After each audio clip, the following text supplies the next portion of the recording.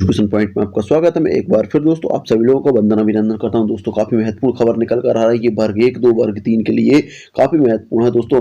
तो दोस्तों खबर ये है कि दोस्तों अभ्यर्थियों के लिए क्या क्या निर्देश हैं दोस्तों, क्या क्या कैसे अपलोड करना होगा डॉक्यूमेंट्स, क्या क्या निर्देश हैं, है ना। इन निर्देशों को ध्यान में रखते ही आपको डॉक्यूमेंट्स अपलोड करना है, चाहे वो वर्ग 1 के हो, चाहे 2 के हो, चाहे 3 के हो।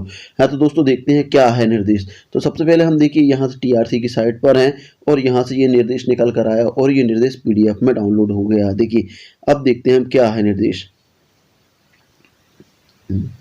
देखिए दोस्तों काफी महत्वपूर्ण निर्देश हैं। अब देखिए ये आया निर्देश, आपको इन निर्देशों को ध्यान में रखते हुए ही आपको डॉक्यूमेंट्स अपलोड करना है। सबसे पहले अभ्यर्थियों के लिए निर्देश, क्या है निर्देश देखते हैं। देखिए पहला निर्देश है हमारे पास,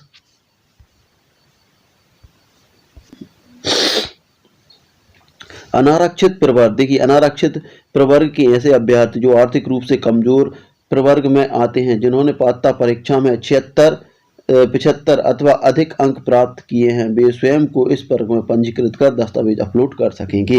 देखिए वर्ग 1 में और वर्ग 1 में भी ऐसे अभ्यर्थी जिनके 75 नंबर से अधिक नंबर आए हैं और ईडब्ल्यूएस से हैं, तो वो भी अपने दस्तावेज अपलोड कर सकेंगे।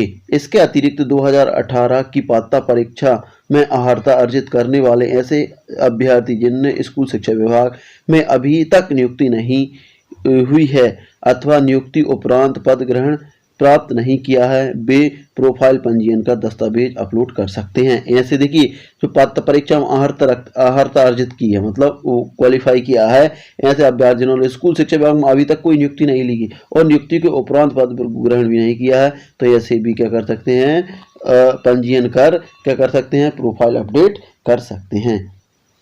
इसके बाद बात करेंगे अगला हमारे पास है देखिए अगला क्या है, मध्य प्रदेश स्कूल शिक्षा सेवा शैक्षिक संवर्ग शर्तों एवं भर्ती नियम 2018 और इन नियमों में समय समय पर किए गए संशोधन के अनुसरण में प्रवर्ग उच्च माध्यमिक शिक्षकों की रिक्त पदों की पूर्ति के लिए विस्तृत एमपी ऑनलाइन पोर्टल टीआरसी पर उपलब्ध होगा। वास्तविक रिक्तियों की जानकारी एवं रोस्टर आरक्षण आदि विवरण एमपी ऑनलाइन पोर्टल पर शीघ्र उपलब्ध कराया जाएगा, है ना। तो ये चीज तो हो गई सिर्फ उसकी किसकी, पदों की। तो पदों की जानकारी बहुत जल्द पोर्टल पर अपलोड होने वाली है ना दोस्तों। नंबर 4 पे क्या है, देखिए नंबर 4 की बात करें तो ऐसे विज्ञापन दिनांक की स्थिति में अभ्यर्थियों को निर्धारित अर्हता अर्जित करना अनिवार्य है ना। इस विज्ञापन दिनांक की जो विज्ञापन है उस दिनांक जो आपको दिनांक दिया है ना, उसमें आपने जो भी क्वालिफिकेशन है आपकी एजुकेशन वाली वो पूरी कंप्लीट करना अनिवार्य है ना। समझ में आ गया होगा। इसके बाद बात करेंगे अगला दिया है नंबर 5, ऐसे अभ्यर्थी जो अपने मोबाइल नंबर या ईमेल में परिवर्तन करना चाहते हैं, वे अपने आईडी प्रूफ के साथ जिला शिक्षा अधिकारी से मिलें। तो देखिए ये काफ़ी महत्वपूर्ण है। कई लोगों के कमेंट्स आ रहे हैं कि सर मेरा मोबाइल बंद हो गया, ईमेल खराब हो गई, जो भी है, तो ऐसे अभ्यर्थी डायरेक्ट कहाँ मिलेंगे, जिला शिक्षा अधिकारी से मिलेंगे, है ना। जिला शिक्षा अधिकारी से मिलकर अपना मोबाइल नंबर और ईमेल आईडी चेंज करवा सकते हैं। उसके बाद है अपलोड किए जाने वाले दस्तावेजों की सूची। देखिए अब अपलोड क्या करना है वो सूची यहाँ पर दी जा रही है ना दोस्तों। तो सबसे पहले देखिए नोट दिया है, नोट में क्या है कि एक दिसंबर 2019 में जारी विज्ञापन के आधार पर प्रवर्धित चयन सूची एवं चयनित जिन अन्य पिछड़ा वर्ग अभ्यर्थियों की नियुक्ति आदेश जारी नहीं हुए हैं, वे पुनः अभी प्रोफाइल पंजीयन कर दस्तावेज अपलोड करने होंगे। देखिए 2019 के बाद जो विज्ञापन जारी हुआ तो उसके आधार पर जो प्रवर्धित चयन सूची थी, प्रवर्धित मतलब जो चयन हो चुकी थी सूची, है ना, सूची में चयनित जिन अन्य पिछड़ा वर्ग अभ्यर्थियों में नियुक्ति आदेश जारी नहीं हुए हैं, उन्हें भी पुनः प्रोफाइल पंजीयन करने का अपलोड कर सकेंगे। मतलब देखिए जो 30% का आरक्षण का पेज फट रहा था ना, 27%, तो ऐसे अभ्यर्थी जिनने अभी तक डॉक्यूमेंट्स अपलोड नहीं कर पाए थे वो भी कर सकते हैं। नोट क्या दिया है, माननीय उच्च न्यायालय के अंतरिम आदेश के अनुक्रम में पिछड़ा वर्ग के 14% तक की सीमा में ही नियुक्ति के आदेश जारी किए जा सकेंगे। देखिए बहुत बड़ी खबर है कि अब 14% रिजर्वेशन ही पर ही नियुक्ति जारी होगी, अब 27% पर नियुक्ति जारी नहीं होगी, किए जा सकेंगे। 13% पदों में माननीय उच्च न्यायालय के अंतिम निर्णय के अधीन कार्यवाही की जा सकेगी, और जो 13% बच रहे हैं उन पर क्या होगा, उनको माननीय उच्च न्यायालय के अधीन क्या किया जाएगा, अधीनस्थ रखा जाएगा। वो जिस फेवर में भी जिस पक्ष में भी आएगा फैसला, उस पक्ष के कैंडिडेटों को सिलेक्शन दिया जाएगा। उसके बाद क्या है, नोट जनजाति कार्य विभाग द्वारा रिक्तियों की संख्या विभाग को सूचित करने की स्थिति में माननीय कार्यालय विभाग में रिक्त पदों की काउंसलिंग में सम्मिलित किया जा सकेगा। देखिए जो जनजाति कार्य विभाग है ना द्वारा रिक्तियों की संख्या जो विभाग को सूचित की स्थिति में जनजाति कार्य विभाग को भी रिक्त पदों की काउंसलिंग में सम्मिलित किया जाएगा। अब देखिए एक बड़ी खबर यह है कि जो जनजाति कार्य विभाग है और डीपीआई है वो भी उच्च माध्यमिक की काउंसलिंग साथ कर रही है, उसका सीधा संकेत यहाँ पर मिल गया है दोस्तों, सीधा संकेत आपको मिल गया है। और ये कहाँ से आया है, अभय वर्मा, कौन है दोस्तों, आयुक्त है ना, इनके द्वारा हुआ है। दस्तावेज अपलोड, देखिए अब क्या है, दस्तावेजों का विवरण, अभ्यर्थियों द्वारा अपलोड किए जाने वाले दस्तावेज। अब देखिए कौन कौन से दस्तावेज अपलोड करना है, तो उसको आप ध्यान से देखें।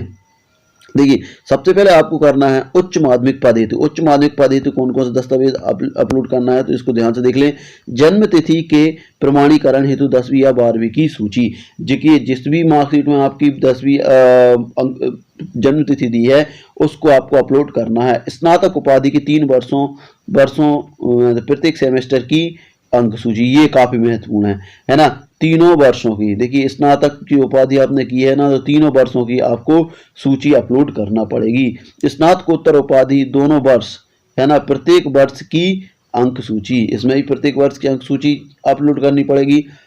आरक्षण का लाभ प्राप्त करने वाले अभ्यर्थी, अनुसूचित जाति जनजाति पिछड़ा वर्ग, आर्थिक रूप से कमजोर प्रवर्ग को लागू हेतु जाति प्रमाण पत्र है ना, जो संबंधित प्रमाण पत्र मध्य प्रदेश के सक्षम अधिकारी द्वारा जारी नवीन डिजिटल प्रमाण पत्र, तो ये आपको करना पड़ेगा है ना। जो भी आप जिस कैटेगरी से हैं और आप आरक्षण का लाभ ले रहे हैं तो आपको वो सर्टिफिकेट अपलोड करना होगा। उसके बाद क्या है दोस्तों, उसके बाद मध्य प्रदेश स्थानीय निवास प्रमाण पत्र, अतिथि अनुभव है ना, संबंधित सक्षम अधिकारी द्वारा जारी प्रमाण पत्र, दिव्यांगता, भूतपूर्व सैनिक की स्थिति में सक्षम अधिकारी द्वारा जारी वैध नवीनतम डिजिटल प्रमाण पत्र है ना। उसके बाद बीएड की अंक सूची सभी सेमेस्टर वर्षों की है ना।